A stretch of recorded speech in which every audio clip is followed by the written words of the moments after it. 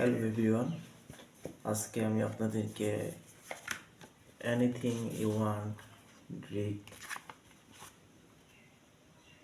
সিভার্স anything you want Derek Sivers এই বইটি থেকে একটা মূল্যবান চ্যাপ্টার নিয়ে আলোচনা করব। তো যে চ্যাপ্টার নিয়ে আমি এখন আলোচনা করতে চাই, এই চ্যাপ্টারটা আমি কিছুক্ষণ আগে এটা পড়েছি। আমার কাছে চ্যাপ্টারটা খুবই অসাধারণ লেগেছে, তাই আমি চাচ্ছি এই চ্যাপ্টারটা আপনাদের মাঝে শেয়ার করতে। এখানে অনেক কিছু শেখার আছে, আশা করি আপনারাও এই চ্যাপ্টারটা থেকে অনেক কিছু শিখতে পারবেন। আশা করি এটা আপনারা অনেক গুরুত্বপূর্ণ লেসন এখান থেকে আপনারা গেইন করতে পারবেন। ওকে, সো এই চ্যাপ্টারের টাইটেল হচ্ছে delegate or die, the self employment trap. Delegate প্রতিনিধি, এখানে মূলত প্রতিনিধি তো তাকেই বোঝানো হয়েছে। মানে এখানে লেখক একটা সময় যখন সে তার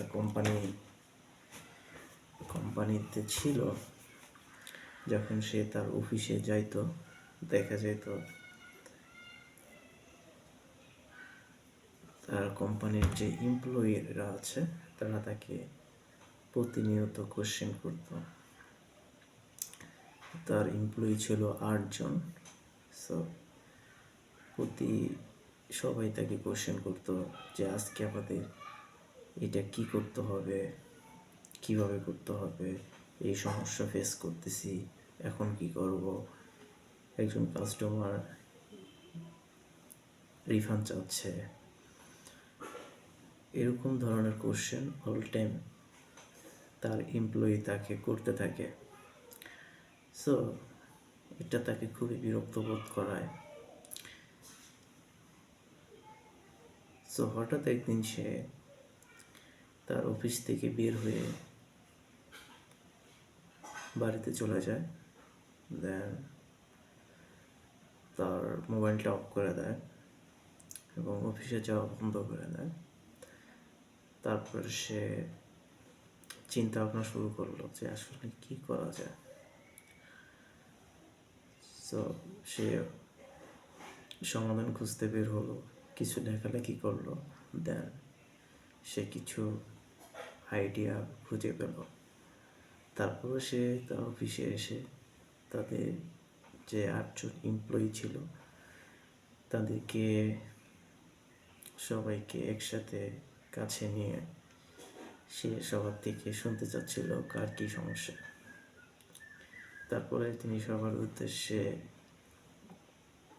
বলেন যে সবাইকে তিনি সম্পূর্ণ পারমিশন দিয়ে দেন নিজের স্বাধীনতা অনুযায়ী কাজ করার। সো তাদের এমপ্লয়িরা তারপরে নিজেদের স্বাধীনতা অনুযায়ী কাজ করা শুরু করে। তারপরে তাদের 2 জন নতুন কর্মচারী, 2 জন নতুন এমপ্লয়ি হায়ার করে। তাদেরকেও সেই একইভাবে স্বাধীনতা দেওয়া হয়, নিজেদের ফুল স্বাধীনতা দিয়ে কাজ করার জন্য অনুমতি দেওয়া হয়। সো এরপর থেকে দেখা যায় লেখক তার কোম্পানির এমপ্লয়ির কাছ থেকে কোনো কোশ্চেন আসে না, সবাই যার যার নিজের মতো করে কাজ করতেছে। সো এইভাবে চলার পরে সে এখন আর অফিসে যায় না। লেখক তার কোম্পানির এমপ্লয়িরা সব কিছু পরিচালনা করতেছে নিজেদের স্বাধীনতা অনুযায়ী। সো এইভাবে তিনি এখন আর অফিসে সময় দেন না, তিনি বাড়িতে থাকেন এবং কিভাবে কোম্পানি ডেভেলপ করা যায় সেই বিষয় নিয়ে চিন্তা ভাবনা করেন। সো এইভাবে চলতে থাকে।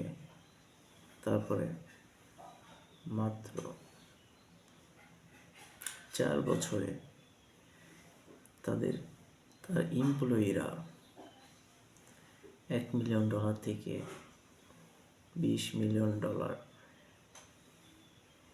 তারা সেল করতে সক্ষম হয় এবং তাদের এমপ্লয়ি সংখ্যা 8 থেকে 85 জন এমপ্লয়িতে পৌঁছায়। সো এটা হওয়ার পেছনে যে কারণটা হয়েছে,